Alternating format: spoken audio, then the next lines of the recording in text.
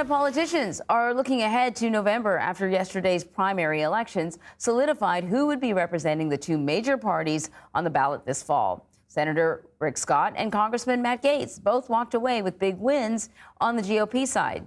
Gaetz won his primary by more than 45 points. His challenger was backed by former House Speaker Kevin McCarthy. If you recall, Gaetz was one of the Republicans who led the effort to oust McCarthy from the speakership. CBS News Miami investigative reporter Jim DeFede has been following the races in the Sunshine State for us. Really good to see you. It's always great talking to you, Jim, about this stuff.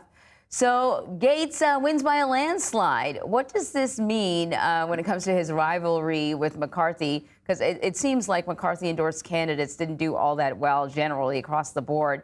And how do we see Gaetz's political, ambitions and his future? Because for a while there, it looked a little shaky. Yeah, good morning, Anne-Marie.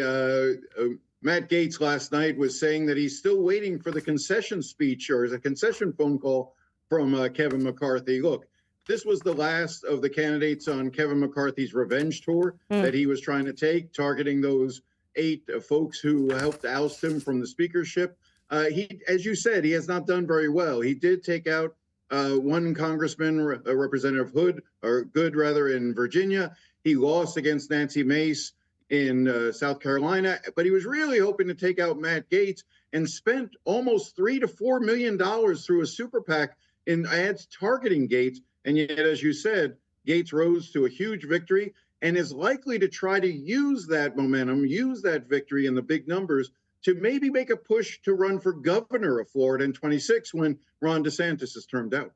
So let's talk about Senator Rick Scott. He's going to be facing off against former Congresswoman Debbie I hope I say her name properly.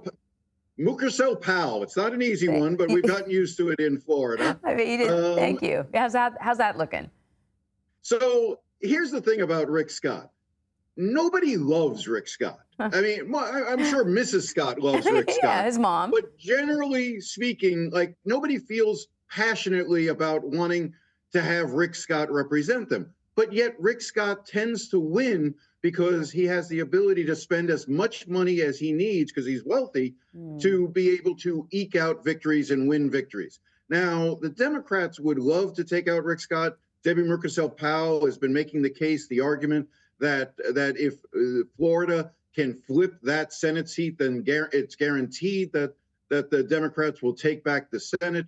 The problem is Florida is not a swing state anymore. It is a red state, and there's a 1 million voter advantage among Republicans over Democrats in the state. So it's an uphill climb, but she feels buoyed by having Harris at the top of the ticket.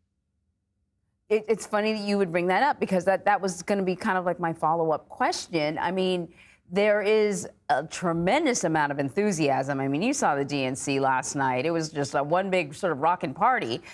You got to wonder if political observers are sort of factoring that in when they look at some of these down-ballot races.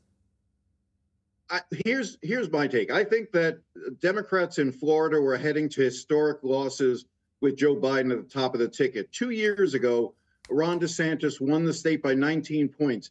Not because Ron DeSantis really made such a strong case for himself, but his Democratic challenger, Charlie Crist, failed to inspire anyone, and Democrats just stayed home. It wasn't so much that Republicans won as Democrats lost. And that's what we were headed towards in Florida with Joe Biden. Joe Biden was not going to inspire Democrats to turn out. Now, do I think that Kamala Harris can turn the state into a Democratic state in November? No, I don't think anybody says that. And even the Harris campaign isn't spending a lot of money or any money in Florida, and you don't see visits to Florida. That's a sure tell. But it will help with, as you said, those down ballot races. In particular, it's going to help with 2 constitutional amendments that are on the ballot, legalizing marijuana, but also abortion. Abortion, as you noted earlier in the show, is on the ballot here in Florida. And you need to get 60% to enshrine those rights in the state constitution, to pass that constitutional amendment, which would essentially take us, right now, we're a 6-week abortion ban state, and it would take us, if the constitutional amendment passes, back to that Roe era of about 24 weeks. Viability is the issue here. And I think that if with Harris at the top of the ticket and Democrats being enthused here in Florida about that those amendments have a much better chance of winning.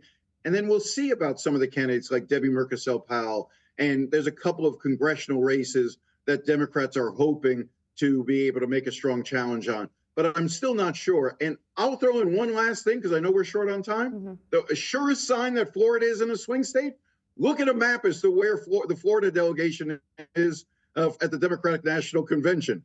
They are all the way in the back on the second level. They're not even on the floor. South Dakota, Tennessee have better seats on the convention floor than Florida. They're in the nosebleed section, as one Democrat sort of told me. You know, I never really thought of that. I'm going to start looking to see who else is up in next to Florida, too. Jim DeFede, thank you very much.